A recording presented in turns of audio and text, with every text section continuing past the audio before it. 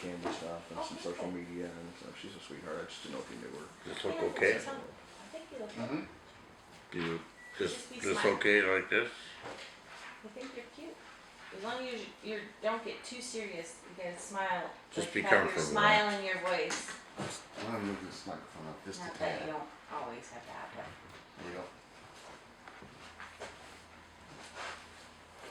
I think I'm ready now.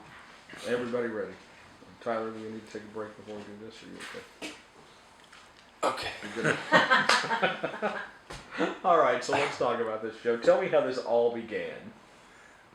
Like a dream. I woke up and I wanted to do this crazy thing, ice cream and pizza, and everybody said, "What? Pizza and ice cream?" And then I mentioned sauerkraut and Canadian bacon pizza would be my #1 pizza, and that didn't go over very well neither.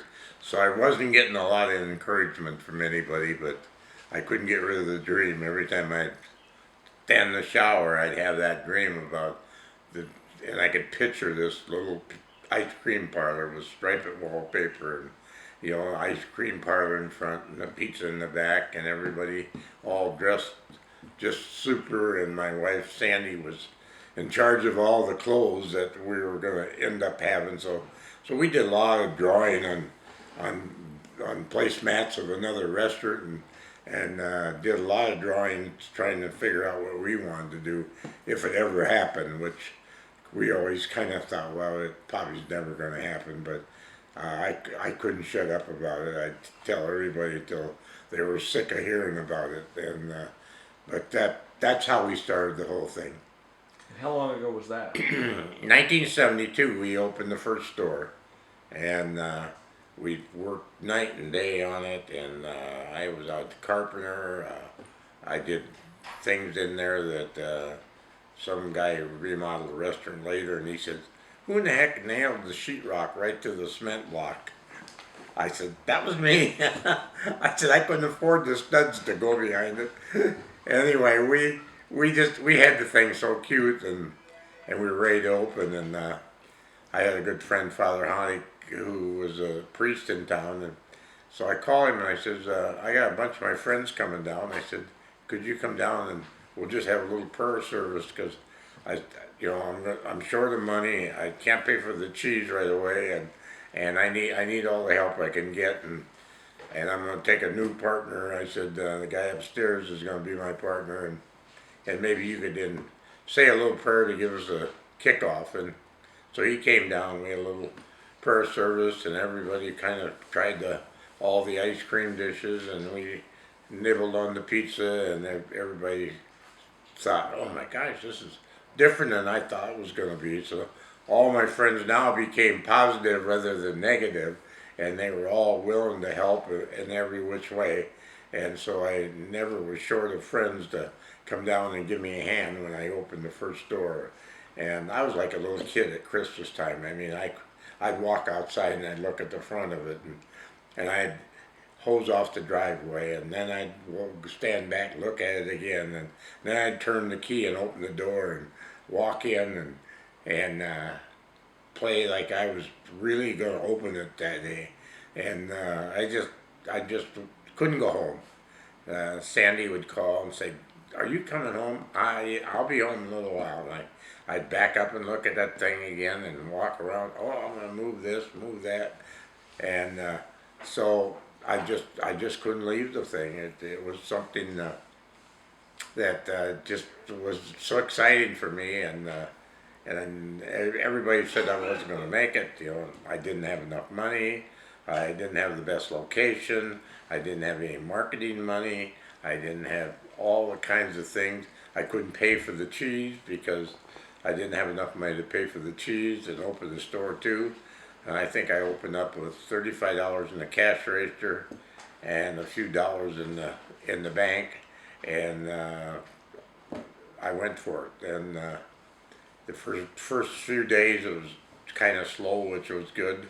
It gave me a little chance to get my foot in the door, and then 4 or 5 days the word started getting around, the crowd started picking up, and And then one Sunday morning we went to Mass, and then we went to Bishop's for breakfast or dinner or what.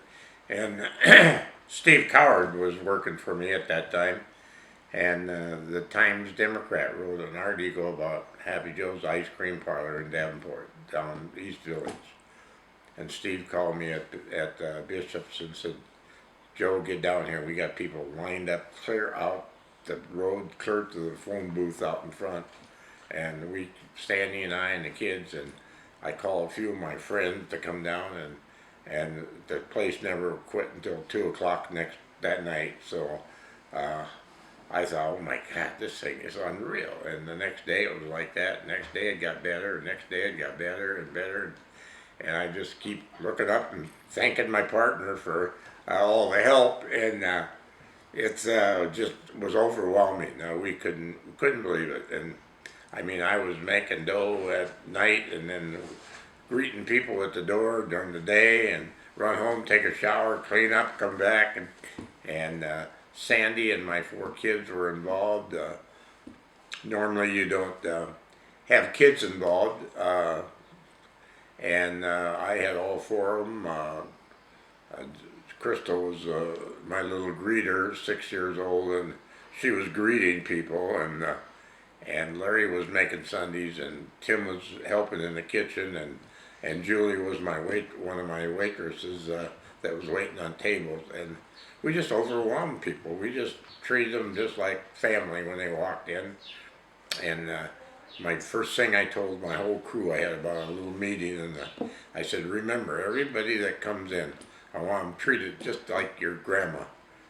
And I said, just pretend everybody is your grandpa and grandma that's walking in the door. And I said, we won't have any problem. And I had the best crew in the world. I mean, these kids were fantastic. I mean, and that's the way we got started. And then people came in and asked about a franchise.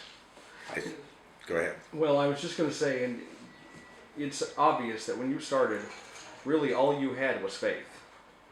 Because you struggled with the cash, you struggled with the getting people on board, but your faith and the good man upstairs is really what carried you through. Well, I spoke at my school back in North Dakota one time, and I put this in. I said, I love education. I said, I think it's the best thing that you can possibly do. But if I'd had any more, I wouldn't have been able to open Happy Joe's.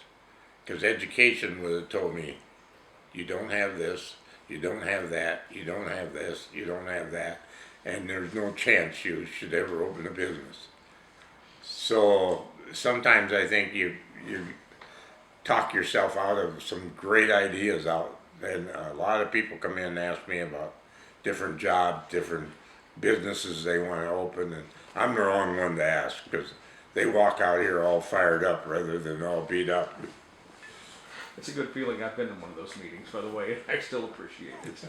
So now you've grown to what? How many restaurants do you have? 70 some. That's amazing. They don't tell me anymore. It's 54. Close enough. I guess you talk about how you couldn't get this off your mind. What was it about pizza and ice cream that you thought, I have to do this and people are going to love it? Well, I'd been in the food business forever. I mean, I was a baker, and I was making pizza dough for the Catholic nuns at Mercy Hospital, and we were making pizza at the hospital at that one time when I was at the hospital. And they'd take it to Chicago, and they'd come back, oh, these Chicago people love this pizza that you sent up there. And I'm thinking, geez, you can make Chicago people happy, maybe you should. So anyway, I just kept playing with the pizza dough, and when I finally came up with this one that you could hold up and it would stay out. The pizzas that I saw all over was you pull it out and it flopped down and everything would fall off. And so I designed this pizza crust that was nice and crispy and held the product out right. And I said, that one I'm keeping for myself. So that was a couple of years or 3 years before I really used it. But I didn't give that one away to no one. And so I just kept that one, and I did some things that no pizza place had ever did, because and really kind of treated it like hard rolls in the bakery. You know, when you get a hard roll, you bust it open and it's crispy, and I kind of used that method on making the pizza dough. What's your favorite one? The one coming out of the oven. Great answer. Great answer. I want to talk to you a little bit about the foundation too. Crystal, we may come back to more of the history here in a minute, but I want to talk about the foundation. You, more than anyone I know, has such a heart for children. Talk to me about the Happy Joe's Kids Foundation. Well, way back when I was working at Shakey's Pizza Parlor, and that was, I was lucky to make that one of the top 10 shaky pizza parlors in the country, and all I did is the same thing I did at Happy Joe's. I just made people feel special. I was in the kitchen, I was on the floor, I was talking to kids. I had the old banjo player and the piano player, and I just loved it. I had a lot of fun running the thing. But one night I was out just saying goodbye to people, and this lady stopped me and she said, "Mr. Whitty," she said, "do you think I could ever bring my son in here and hear the banjo and piano player?" And I said, "Well, why not?" And she said, "Well, he's severely handicapped and he screams once in a while when he gets excited." And I said, "You're not bringing him in because of that?" I said, "I got regular people that are screaming and hollering." And I said, "They've never been kicked out." And I said, "Gosh, Brady, man," I said, "I'd love to meet him, love to see him." And so that next Saturday night, she shows up at the door, and I give him I had the little styrofoam straw hats, and I give him a straw hat, and I give him a little beer mug with a Happy Joe dollar or $1 in it, and I signed my name on it, and he sat over by the piano player, and I never seen anybody have so much fun in their life, and even the people in the place were enjoying seeing him have so much fun. And I said, "Boy, if I ever open my own pizza place," I said, "the first thing I'm going to do is I'm closing one day a year, and we're going to have special need kids coming from all over the country." And we had 35 that year. And I was pretty excited. 35 people showing up in my little store, and stretchers and wheelchairs and walkers, and then I put it in our franchise agreement when I started franchise. I said, "You have to close your store one day a year for the special need kids." So I added that to my franchise contract, and it all went from there on. And this year we're looking at 1,500 kids coming to the iWires, and every day is a miracle there. I see a kid that the dad said he couldn't walk, and 15 minutes after he said that at the party, some girl had him up on the dance floor dancing, and one kid came to me and said, "Happy Joe," he said, Keep going. I'm sorry. Yeah, keep going. one kid came to me and said, "Happy Joe, I got a complaint." And I said, "Oh, what's a complaint?" He said, "Could we make the party last longer next year?" And so they're so honest and so loving. One that I was sitting there at the entryway greeting people, and one little kid come in and he pointed to me and said to his teacher, he said, "Look, he's still living." And thank God for that. He's still living. And that's the thing about you. You're up to 1,500.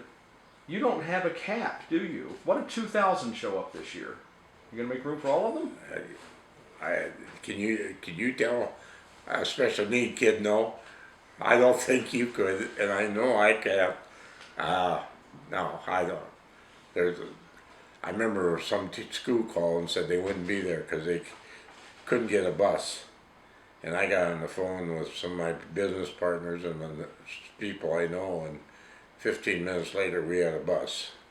So when you're dealing with special need, anything's possible.